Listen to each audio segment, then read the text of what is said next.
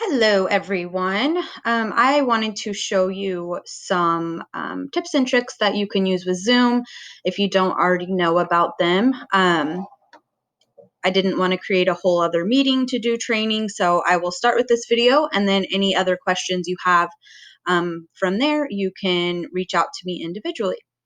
So one of the first things I want to show you is about using the whiteboard in Zoom, and that can kind of act as like what your Promethean board would have acted like in real person classes.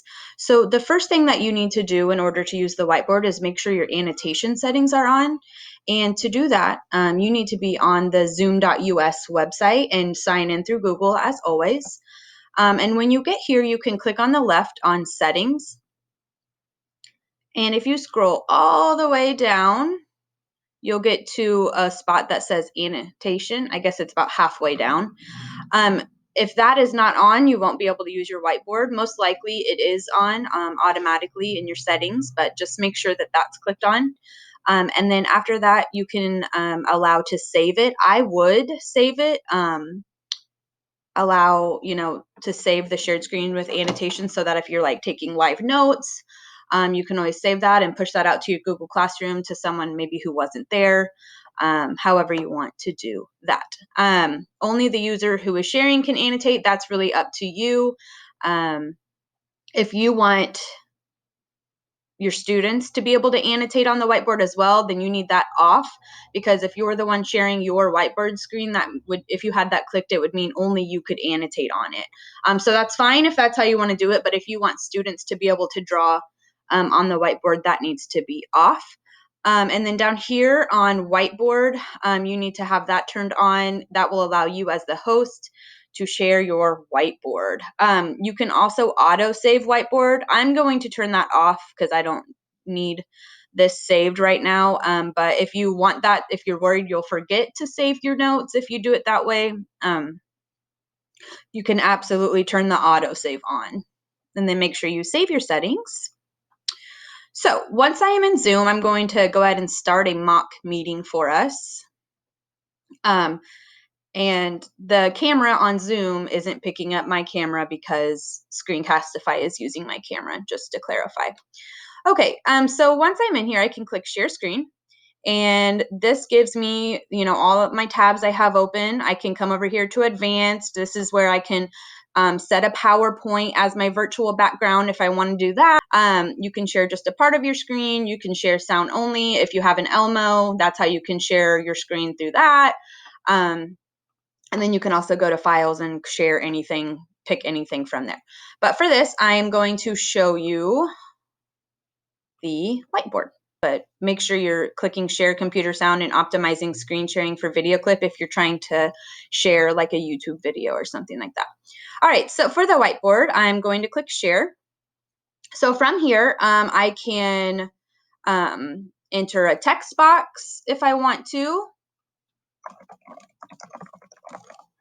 I can draw anything, and like with our touchscreen new nifty laptops, you can just kind of go right on there and draw something. You can also put arrows in there. Any of these things under draw you can do. I could do stamps if I wanted to like do success criteria and check off when something has been completed. I could do that.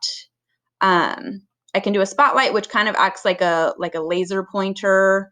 You can change that to an arrow just to get people's attention to what to look to.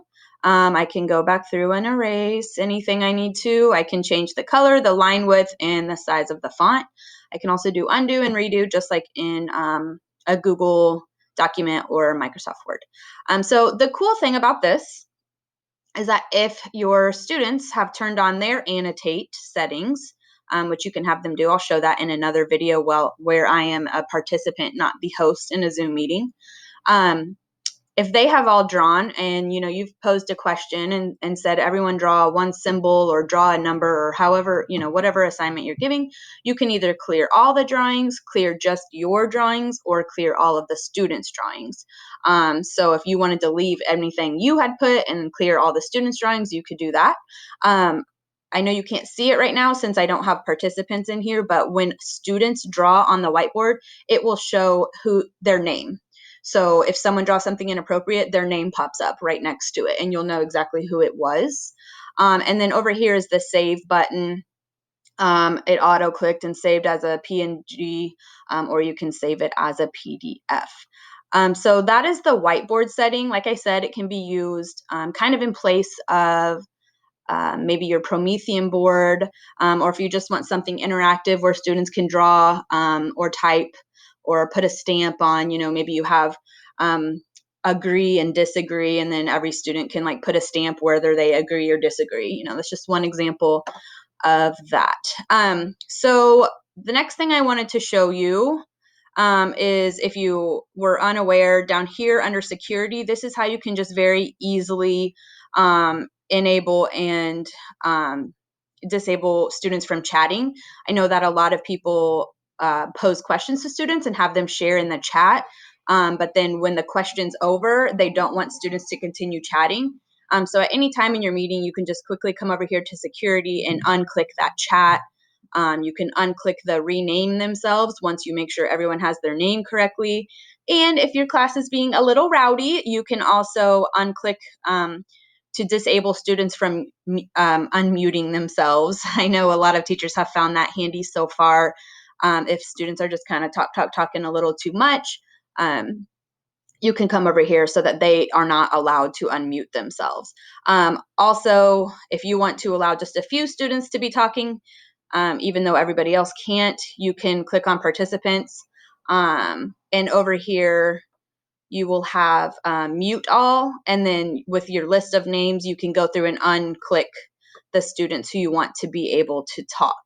And then when you're in participants, these three little dots over here are for just some of the settings for like when people are joining. You can lock the meeting so no one else can get in. And that little ding dong sound that you hear when someone joins or leaves, you can turn that off by unclicking this right here. Let's see, I think, if you were unaware on how to change your virtual background, so you come down here to the stop video, the little carrot top, click choose virtual background, and this is how you can pick one of those. Again, it's not using my camera, so it's not going to show up, but one of those backgrounds that are provided, or you can add an image like I did here to this one, and made that image my background. And then this is where all those fun little filters are, where people can put them over their faces and do it that way. So I believe that that is all I had for you about some of those Zoom things. Like I said, I will at a later time walk step by step through the process of annotating for students on the student end. That will be a separate video, since I'll have to start a whole new Zoom video and have 2 computers up and running. All right, let me know if you have any questions. Thank you.